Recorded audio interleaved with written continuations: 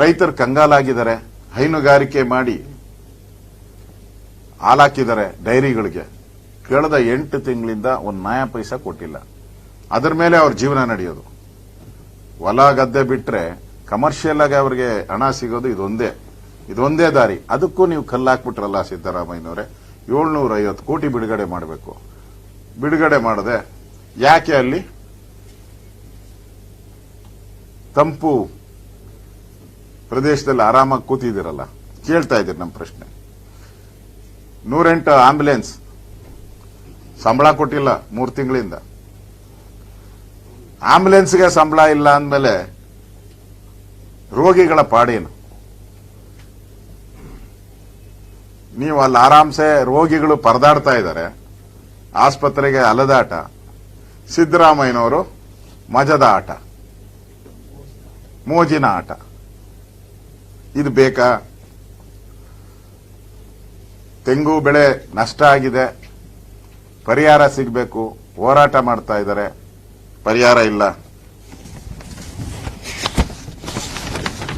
ಅಡಿಕೆ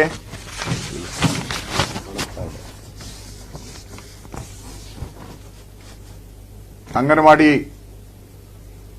ಊಟದ ಆರೈಕೆಯಲ್ಲೂ ಕೂಡ ಸರಿಯಾಗಿ ಆಹಾರ ಕೊಡ್ತಾ ಇಲ್ಲ ಅಂತೇಳಿ ಈ ಬಾರಿ 2 ಲಕ್ಷಕ್ಕೂ ಹೆಚ್ಚು ಮಕ್ಕಳು ಜಾಯ್ನ್ ಆಗದೆ ನಿಲ್ಲಿಸ್ಬಿಟ್ಟಿದ್ದಾರೆ. ಕಳೆದ ಹಲವಾರು ವರ್ಷದ ಅಂಕಿಅಂಶ ತಗೊಂಡಾಗ ಸುಮಾರು 2 ಲಕ್ಷ ಜನ ಈ ಸರಿ ಜಾಯ್ನ್ ಆಗಿಲ್ಲ ಅಂಗನವಾಡಿಗೆ, ಕಳಪೆ ಆಹಾರದ ದೃಷ್ಟಿಯಿಂದ. ಸಿಇಟಿ ಪ್ರಶ್ನೆ ಪತ್ರಿಕೆ ಎಡವಟ್ಟಿನಿಂದ ವಿದ್ಯಾರ್ಥಿಗಳ ಭವಿಷ್ಯ ಡೋಲಾಮಾನ ಆಗಿದೆ. ಸಿಇಟಿ ಪರೀಕ್ಷೆದು ನೀವು ಆರಾಮ್ಸೆ ರೆಸಾರ್ಟ್ ಅಲ್ಲಿದ್ದೀರಾ, ಇದು ನ್ಯಾಯವಾ?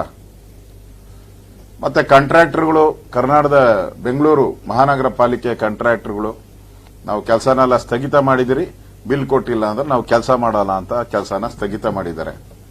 ಇಲ್ಲಿ ಅಭಿವೃದ್ಧಿ ಕಾರ್ಯ ಆಗ್ತಾ ಇಲ್ಲ. ನೀವು ಅಲ್ಲಿ ಹೋಗಿ ಆರಾಮಾಗೆ ನಿಮ್ಮ ಅಭಿವೃದ್ಧಿ ಮಾಡ್ಕೊಂತ ಇದ್ದೀರಾ, ಇದು ನ್ಯಾಯವೇ? ಹುಬ್ಬಳ್ಳಿಯ ನ್ಯಾಯ ಲವ್ ಜಿಯಾದ್ ಆಯ್ತಲ್ಲ, 120 ದಿನದೊಳಗಡೆ ಅದಕ್ಕೆ ಜಡ್ಜ್ಮೆಂಟೇ ಕೊಡಿಸ್ಬಿಡ್ತೀನಿ ಅಂತ ಹೇಳಿದ್ರಿ. ಇನ್ನ ಅದನ್ನ ತನಿಖೆನೇ ಇನ್ನ ಶುರುನೇ ಆಗಿಲ್ಲ. ಅಲ್ಲಿ ಹಿಂದೂಗಳ ನಿರಂತರ ಹತ್ಯೆ ನಡೀತಾ ಇದೆ ರಾಜ್ಯದಲ್ಲಿ. ನೀವು ಆರಾಮ್ಸೆ ಅಲ್ಲಿ ರೆಸಾರ್ಟ್ ಅಲ್ಲಿದ್ದೀರಾ, ಇದು ನ್ಯಾಯವಾ? ರಾಜ್ಯದಲ್ಲಿ ನೀವು ಚುನಾವಣಾ ಪ್ರಚಾರ ಮಾಡಿದ್ದು ಒಂದು 20 ದಿನ ಚುನಾವಣಾ ಪ್ರಚಾರ ಮಾಡಿರಬೇಕು. ಆ 20 ದಿನಕ್ಕೆ